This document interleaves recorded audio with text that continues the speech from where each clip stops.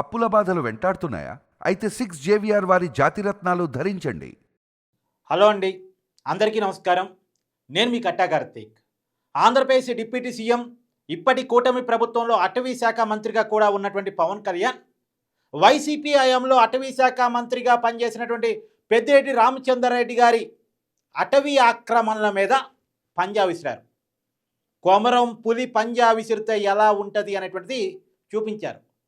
అడవుల్ని సందర్శించి ఈ మధ్యకాలంలో 2 రోజుల పాటు ఉమ్మడి చిత్తూరు జిల్లా పర్యటన పెట్టుకున్నారు కదా. అడవుల్లోకి వెళ్ళి మరి అక్కడ జరిగిన ఆక్రమణలు, వన్యప్రాణుల రక్షణ, కుంకి ఏనుగుల పనితీరు, అడవి సంపద గురించి రివ్యూ చేశారు కదా. ఆ సమయంలో స్వయంగా 2వ రోజు పలమనేరు ప్రాంతంలో, మంగళంపేట ప్రాంతంలో పెద్దిరెడ్డి రామచంద్రారెడ్డి గారు ఆక్రమించారు అనుకుంటున్నటువంటి భూమిని స్వయంగా పవన్ కళ్యాణ్ గారు వీడియో తీసి, అంటే ఏరియల్ సర్వే ద్వారా ఆయన చూశారు. ఆ సమయంలో స్వయంగా వీడియో తీసి, ఆ వీడియో తీశానన్న విషయాన్ని మొన్న 10వ తారీఖు జరిగినటువంటి కేబినెట్ సమావేశంలో పవన్ కళ్యాణ్ గారు చంద్రబాబు నాయుడు గారికి చెప్పారు. మిగతా మంత్రులకు కూడా ఆయన చెప్పారు, వివరించారు. పెద్దిరెడ్డి రామచంద్రారెడ్డి గారు ఎలా భూ ఆక్రమణలకు పాల్పడ్డారు అనేటువంటిది. చుట్టూ అడవి, మధ్యలో పెద్దిరెడ్డి రామచంద్రారెడ్డి గారి భూములు. నేను కొన్నాను అంటారు ఆయన. అది ఎలా సాధ్యం? చుట్టూ అడవి ఉన్నప్పుడు మధ్యలో ప్రైవేట్ భూమి ఎలా ఉంటుంది అసలు? అడవి భూమి ఆక్రమణ అనేది చాలా పెద్ద కేసు. గిరిజనులు, అక్కడే పుట్టి పెరిగిన వాళ్ళు, ఆదివాసీలు అంటారు కదా, వాళ్ళు ఆక్రమించుకున్నా సరే, పోడు భూమిని వ్యవసాయం చేసుకున్నా సరే వాళ్ళ మీద కేసులు పెడతా ఉంటారు, నాన్ బెయిలబుల్ కేసులు పెడతా ఉంటారు. అలాంటిది ఒక రాజకీయ నాయకుడు, అటవీ శాఖ మంత్రిగా పనిచేసిన వ్యక్తి, అడవిని రక్షించాల్సింది పోయి ఆయనే అడవిని కబ్జా చేస్తే, పవన్ కళ్యాణ్ గారు తీసిన వీడియో ఇవాళ జనసేన పార్టీ రిలీజ్ చేసింది, చూడండి మీరు. చూడండి, 76 ఎకరాల పైన అటవీ భూమి ఉంటే దాదాపు 32 ఎకరాలకు పైగా పెద్దిరెడ్డి రామచంద్రారెడ్డి గారు ఆక్రమించారు అనేటువంటిది పవన్ కళ్యాణ్ గారు ఈరోజు వీడియో రూపంలో అఫీషియల్గా జనసేన పార్టీ యూట్యూబ్ ఛానల్లో కూడా ఈ వీడియోని పెట్టారు. ఇది ఆ భూమి, చుట్టూ అడవి, మధ్యలో పెద్దిరెడ్డి రామచంద్రారెడ్డి గారి ఆస్థానం. ఇది కూడా పవన్ కళ్యాణ్ గారు స్వయంగా వీడియో తీస్తున్నారు, చూపిస్తున్నారు. చూడండి, చాలా క్లియర్గా చూపించే ప్రయత్నం చేస్తున్నారు. స్వయంగా ఆంధ్రప్రదేశ్ డిప్యూటీ సీఎం పవన్ కళ్యాణ్ గారు ఏరియల్ సర్వే ద్వారా తిరుగుతూ అటవీ మొత్తాన్ని పరిశీలిస్తూ, పెద్దిరెడ్డి రామచంద్రారెడ్డి గారు అటవీ మధ్యలో, అటవీ భూమి, అన్సైడ్ భూమి అయినటువంటి 32 ఎకరాలకు పైగా భూమిని ఎలా ఆక్యుపై చేశారు, ఆ భూమి ఏది అనేటువంటిది కూడా విజువల్ రూపంలో చూపిస్తూ ఉన్నారు. నిజానికి గతంలోనే కూటమి ప్రభుత్వం దీని మీద దృష్టి పెట్టింది. అటవీ శాఖ అధికారులు పరిశీలన చేశారు, ఆక్రమించినట్టుగా తేల్చారు. దీని మీద కేసు నమోదైంది, కోర్టులో ఉంది ప్రజెంట్. అయితే రికార్డ్స్ ప్రకారం పెద్దిరెడ్డి రామచంద్రారెడ్డి గారి పేరు మీదే ఉంది. ఇవాళ దాని మీదే మిథున్ రెడ్డి ట్వీట్ కూడా చేశారు. చూడండి, పెద్దిరెడ్డి మిథున్ రెడ్డి రాజంపేట ఎంపీగా ఉన్నారు ఆయన. ఇంతకుముందు లిక్కర్ స్కామ్లో జైలుకి కూడా పోయి వచ్చారు ఆయన. ఈయన ట్వీట్ చేశారు పవన్ కళ్యాణ్ ఉద్దేశిస్తూ, మీరు షూటింగ్ చేయటంలో సిద్ధాస్తులు, ఏదో సినిమా హీరో కదా, సిద్ధాస్తులు గతంలో కూడా ఎర్రచందనం ఆరోపణ చేశారు మా మీద, కానీ నిరూపించలేకపోయారు. ఈ భూమి మీద ఇప్పుడు ఆరోపణలు చేస్తున్నారు. మేము 2020లో ఈ భూమిని కొన్నామని చెప్పారు. 2020లో ఎవరు అధికారంలో ఉన్నారు? 2020లో వైసీపీ అధికారంలో ఉంది కదా. పెద్దిరెడ్డి రామచంద్రారెడ్డి గారు మంత్రిగా ఉన్నారు కదా. మంత్రిగా ఉన్నారు కాబట్టి కొనటం సాధ్యమైంది.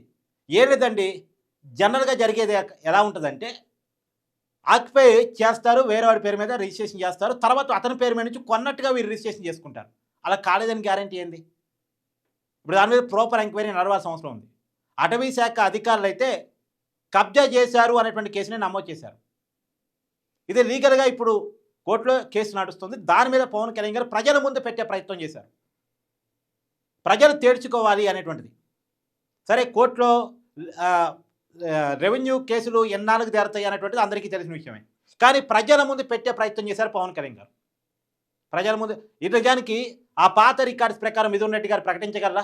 లింక్ డాక్యుమెంట్స్ ఉంటాయి కదా, ఎవరి నుంచి ఎవరు కొన్నారు, ఎప్పుడో ఆ భూమి రిజిస్ట్రేషన్ అయింది అనేటువంటిది లింక్ డాక్యుమెంట్స్ పబ్లిక్గా మిథున్ రెడ్డి గారు ప్రవేశపెట్టగలరా?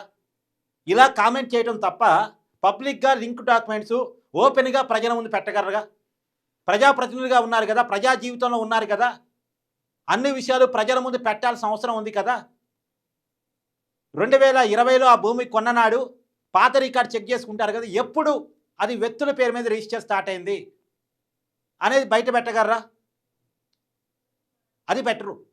ఇలా విమర్శించడానికి, పొలిటికల్ విమర్శ చేయడానికి మనకు వస్తుంది. కారణం ఏంటంటే ఏమవుద్దులే, కేసు ఎప్పటికి తేరాలే అనేది కావచ్చేమో మేబీ. లేదు జైలు జీవితం మాకు కొత్త అనుకుంటున్నారేమో మేబీ. కేసులు ఏమన్నా మాకు కొత్త అనుకుంటున్నారేమో మేబీ. జనాలు ఈ కేసులు పట్టించుకోరులే అనుకుంటున్నారేమో మేబీ.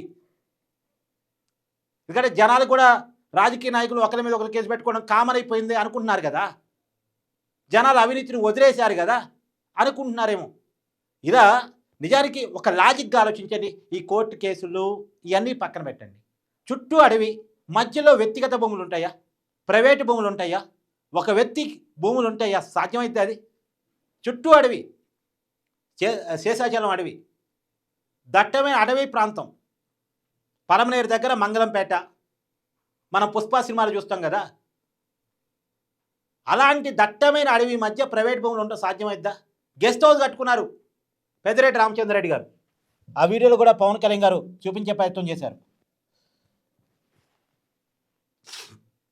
ఆ వీడియోని మీరు కావాలంటే జనసేన యూట్యూబ్ ఛానల్లో అఫీషియల్లో కూడా వెళ్ళి చూసుకోవచ్చు. నేను ఇక్కడ కొంత చూపించే ప్రయత్నం చేస్తున్నాను. ఈ వీడియో 1 మినిట్ పైన ఉంది. మీరు వెళ్ళి అఫీషియల్గా కూడా చూసుకోవచ్చు. కానీ ఏది ఏమైనా పెద్దిరెడ్డి రామచంద్రారెడ్డి గారి మీద పవన్ కళ్యాణ్ గారు పంజా విసురుతున్నారు అనేటువంటి విషయం అర్థమవుతుంది. అధికారులకు కూడా చాలా సీరియస్గా చెప్పారు పవన్ కళ్యాణ్ గారు రివ్యూలో. ఆ భూమి ఎప్పటి నుంచి ఆక్రమించబడింది, ఎవరి పేరు మీద ఫస్ట్ ఆక్రమించబడింది, ఏంటి అసలు ఆ భూమి డీటెయిల్స్ మొత్తం తీయండి అని చెప్పేసి పవన్ కళ్యాణ్ గారు చెప్పారు. పవన్ కళ్యాణ్ గారు చెప్పారు అటవీ శాఖ అంటే అలా ఉండాలి. మంత్రి, అటవీ శాఖ మంత్రి చేయాల్సింది అటవీ పరిరక్షణ. కానీ అడవిని తినేయటం కాదు, చెట్టం తినేయటం కాదు, మొక్కలను తినేయటం కాదు, వన్యప్రాణుల్ని తరిమేయటం కాదు, అడవి మొత్తాన్ని కబ్జా చేయటం కాదు, తన చేతిలో కబందస్తాల్లో పెట్టుకోవడం కాదు, ఎర్రచందనాన్ని స్మగ్లింగ్ చేయటం కాదు. మన పవన్ కళ్యాణ్ గారు చాలా ఆవేదనగా చెప్పారు. దాదాపు 1,500,000 వరకు ఎర్రచందనం చెట్టను కొట్టేశారు అని చెప్పేసి. వేలాది కోట్ల రూపాయలు, 10,000 కోట్ల వరకు, 8,000 కోట్ల నుంచి 10,000 కోట్ల వరకు ఎర్రచందనం స్మగ్లింగ్ జరిగింది అనేటువంటి విషయాన్ని చెప్పారు. 8,000 కోట్ల నుంచి 10,000 కోట్ల వరకు. అఫీషియల్గా పట్టుబడ్డ లెక్కల ప్రకారం 2,000 కోట్ల రూపాయల విలువైన ఎర్రచందనం వివిధ రాష్ట్రాలకి, బయట దేశాలకి తరలిపోయింది అనేటువంటి విషయాన్ని పవన్ కళ్యాణ్ గారు చెప్పారు. నేపాల్కి వెళ్ళిన ఎర్రచందనాన్ని వెనక్కి తీసుకొచ్చే ప్రయత్నం చేశాం, వివిధ రాష్ట్రాల్లోకి వెళ్ళినటువంటి ఎర్రచందనాన్ని వెనక్కి తీసుకొచ్చే ప్రయత్నం చేశామని చెప్పారు. ఇవన్నీ పట్టుబడ్డ లెక్కలు. దాని విలువ 2,000 కోట్లు. పట్టు పడంది, లెక్కలోకి రాంది దాదాపు ఒక 3-4 రెట్లు ఉంటుందని చెప్పేసి పవన్ కళ్యాణ్ గారు చెప్పారు. అంటే దగ్గర దగ్గర ఒక 8,000 కోట్ల వరకు ఎర్రచందనం స్మగ్లింగ్ జరిగింది. అటవీ భూములు ఆక్రమణలు కాబట్టాయి, అన్సైడ్ భూములు ఆక్రమణలు కాబడుతున్నాయి అనేటువంటిది ఇక్కడ పవన్ కళ్యాణ్ గారు ఆవేదనగా తెలుస్తూ ఉంది. ఆయన ముందు ప్రజల దృష్టిలో పెట్టే ప్రయత్నం చేస్తున్నారు, ప్రజలు ముందు పెట్టే ప్రయత్నం చేస్తున్నారు. ఎందుకంటే అన్ని కోట్ల కంటే ప్రజాస్వామ్యాల విలువైంది ప్రజాకోర్టు. ప్రజలే న్యాయ నిర్ణేతలు. ప్రజలు అన్ని విషయాలు గమనిస్తూ ఉంటారు, వాస్తవాలను తెలుసుకుంటూ ఉంటారు, తమకు అవకాశం వచ్చినప్పుడు తమ తీర్పును ప్రకటిస్తారు.